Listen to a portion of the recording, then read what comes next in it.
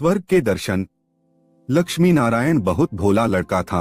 वह प्रतिदिन रात में सोने से पहले अपनी दादी से कहानी सुनाने को कहता था। दादी उसे नागलोक, पाताल लोक, चंद्रलोक, सूर्यलोक आदि की कहानी सुनाया करती थी। एक दिन दादी ने उसे स्वर्ग का वर्णन सुनाया। स्वर्ग का वर्णन इतना सुंदर था कि उसे सुनकर लक्ष्मी नारायण स्वर्ग देखने के लिए हठ करने लगा। दादी ने उसे बहुत समझाया कि मनुष्य स्वर्ग नहीं देख सकता, किंतु लक्ष्मी नारायण रोने लगा। रोते रोते ही वह सो गया। उसे स्वप्न में दिखाई पड़ा कि एक चमचम चमकते देवता उसके पास खड़े होकर कह रहे थे, बच्चे, स्वर्ग देखने के लिए मूल्य देना पड़ता है।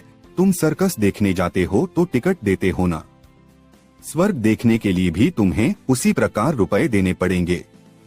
स्वप्न में ही लक्ष्मी नारायण सोचने लगा कि मैं दादी से रुपए मांग लूंगा, लेकिन देवता ने कहा, स्वर्ग में तुम्हारे रुपए नहीं चलते, यहाँ तो भलाई और पुण्य कर्मों का रुपया चलता है।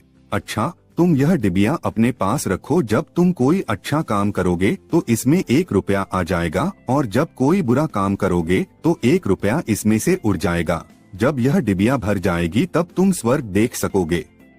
जब लक्ष्मी नारायण की नींद टूटी तो उसने अपने सिरहाने सचमुच एक डिबिया देखी। डिबिया लेकर वह बड़ा प्रसन्न हुआ। उस दिन दादी ने उसे 1 पैसा दिया। पैसा लेकर वह घर से निकला। एक रोगी भिखारी उससे पैसा मांगने लगा। लक्ष्मी नारायण भिखारी को बिना पैसे दिए भाग जाना चाहता था। इतने में उसने अपने अध्यापक को सामने से आते देखा। उसके अध्यापक उदार लड़कों की बहुत प्रशंसा किया करते थे। उन्हें देखकर लक्ष्मी नारायण ने भिखारी को पैसा दे दिया। अध्यापक ने उसकी पीठ ठोकी और प्रशंसा की।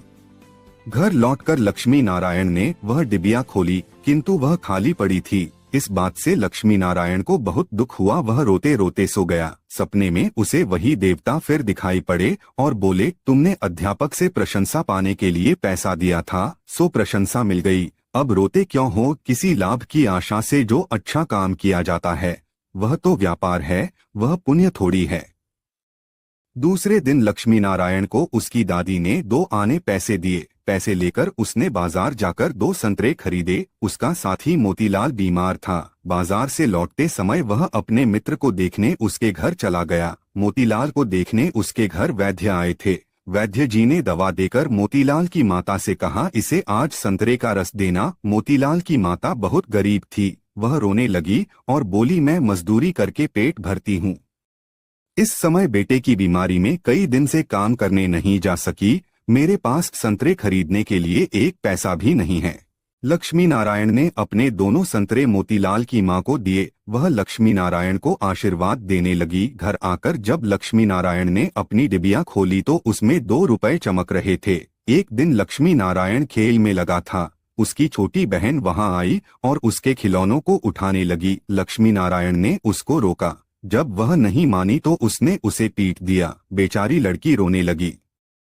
इस बार जब उसने डिबिया खोली तो देखा कि उसके पहले के इकट्ठे कई रुपए उड़ जाते हैं।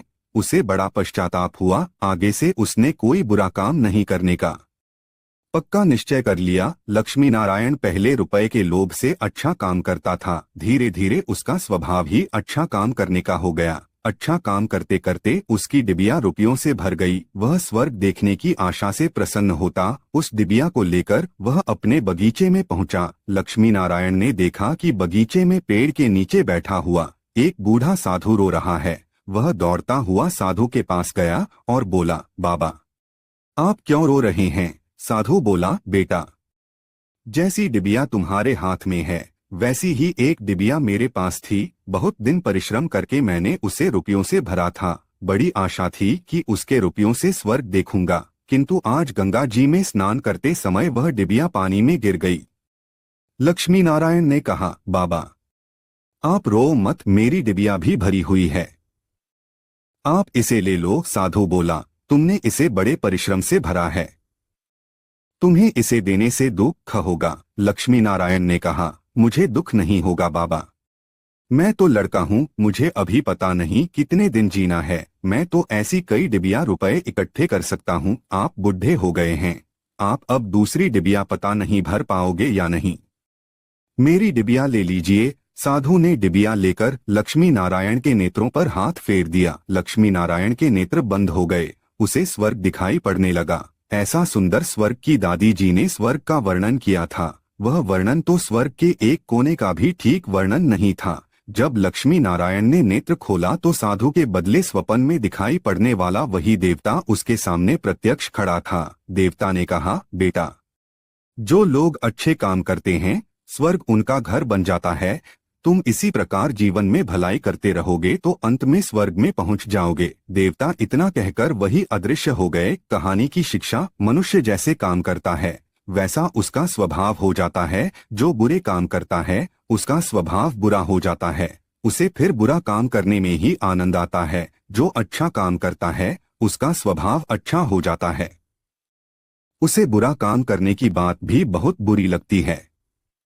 दोस्तों, आपको ये कहानी पसंद आया तो चैनल को सब्सक्राइब और लाइक करके एक प्यारा सा कमेंट कर देना।